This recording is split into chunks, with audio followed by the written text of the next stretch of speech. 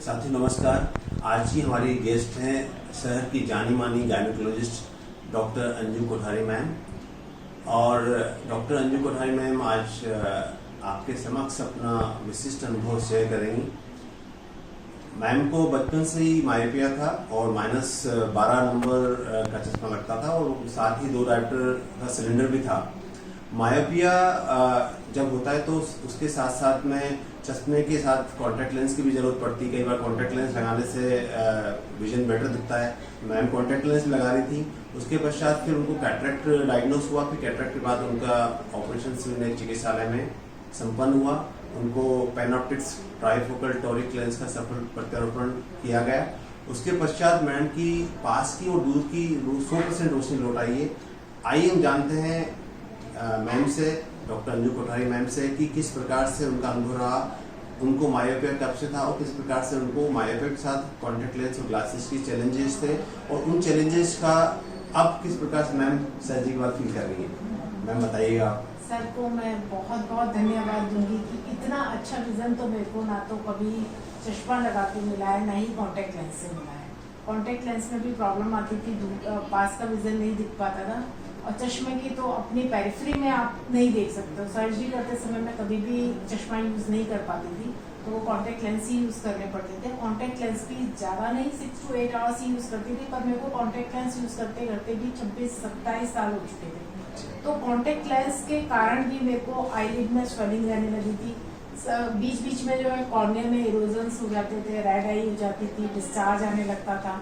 फिर लेंसेज मेरे को नहीं यूज़ नहीं कर पाती थी, एंटीबायोटिक्स का कोर्स लेना पड़ता था, फिर वो ठीक होता था, तब फिर मैं इनको यूज़ कर पाती। काफ़ी ज़्यादा प्रॉब्लम होती थी इसमें। फिर मुझे उस समय इतना, मेरे को जो कैटरेक्ट डायग्नोस हुआ था 5-6-7 साल हो चुके हैं, तो मेरे को कैटरेक्ट डायग्नोस हुआ था। मैं भी सर्जरी कराने से डर रही थी तब कि वे कैटरेक्ट की सर्जरी होगी, किस तरह से होगी।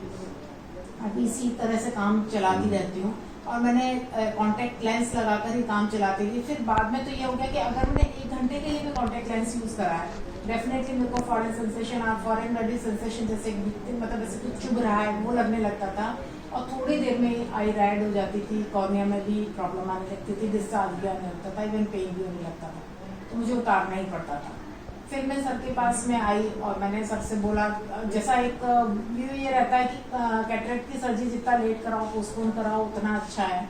मैं भी यही सोचती थी कि सर्जरी है, उसके बाद क्या रिजल्ट रहेगा। मुझे भी नहीं मालूम था इतना अच्छा रिजल्ट रहेगा, नहीं तो मैं 5-6 साल पहले ही आपसे सर करा ली थी सर्जरी। जब मैंने आई यहाँ पर, जब मेरे को दोनों ही चीज़ों से प्रॉब्लम होने लगी, ना तो मैं चश्मा यूज़ कर सकती थी सर्जरी अपने, जब भी प्लान कोई सर्जरी कर रही हूँ, ना ही कॉन्टैक्ट लेंस से काम चल पा रहा था, तो फिर मैं सर के पास में आई कि सर मेरा ऑपरेशन करें। और मेरा सर से बस इतना ही कहना था कि सर आप बेस्ट लेंस लगाएं, मुझे कोई दिक्कत नहीं है और जो भी बेस्ट मेरे लिए है पॉसिबल है आप सर करें। तो सर ने मुझे ट्राइफोकल लेंस के बारे में बताया।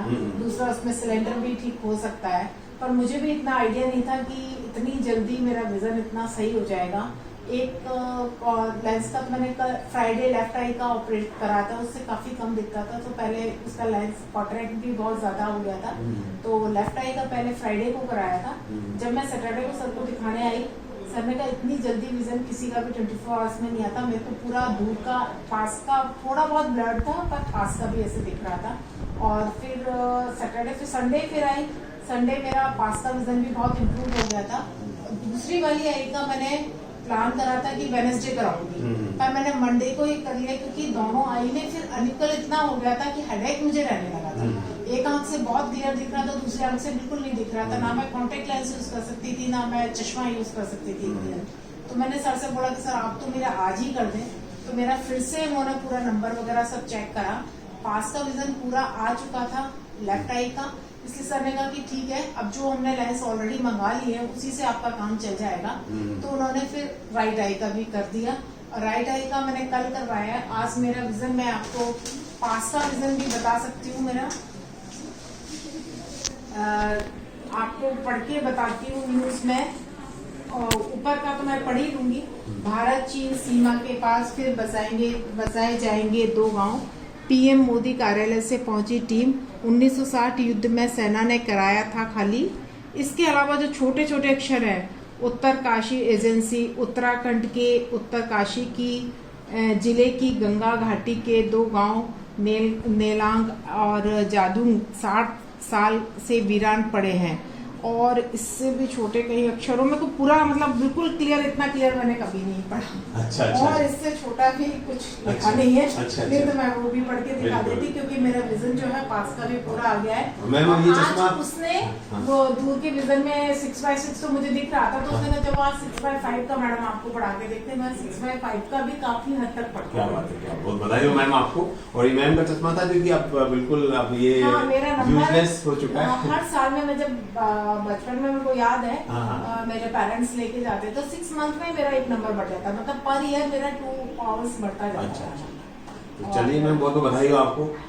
साथियों, इस वीडियो के माध्यम से एक बहुत महत्वपूर्ण संदेश मैं देना चाहता हूँ कि जिस प्रकार से कैटरेक्ट सर्जरी आजकल रिफ्रैक्टिव कैटरेक्ट सर्जरी बन चुकी है, आजकल टेक्नोलॉजी उपलब्ध है, कटिंग एज टेक्नोलॉजी उपलब्ध है लेंस पावर कैलकुलेशन की, और ऐसे क्रांतिकारी लेंस भी उपलब्ध है जिससे चश्मे की निर्भरता ऑलमोस्ट आपकी खत्म समाप्त हो मुझे जाती है। कोई रेस्ट करने की जरूरत नहीं है। मैंने कैटरेक्ट सर्जरी करा के दूसरे दिन ये सर्जरी प्लान करी थी, वो भी किया है। बिल्कुल और बिल्कुल जैसे नॉर्मल काम करते हैं वही कर रही हूँ, बस सिर्फ पानी जरूर नहीं जाने चाहिए, अदरवाइज कुछ नहीं। बिल्कुल मैम, बहुत बहुत बधाई आपको, और आप इसी तरह से सर्जरी करते रहें। अब सर बहुत पेशेंस से सर्जरी करते हैं, और सर्जरी करते समय मुझे कहीं कोई पेन, एक डर मन में बना रहता है पेन कितना होगा, बिल्कुल भी कोई पेन नहीं हुआ है। और करने के बाद बस 1-2 घंटे बाद बिल्कुल ही नॉर्मल लगने लगा। बिल्कुल मैम, बहुत बधाई आपको।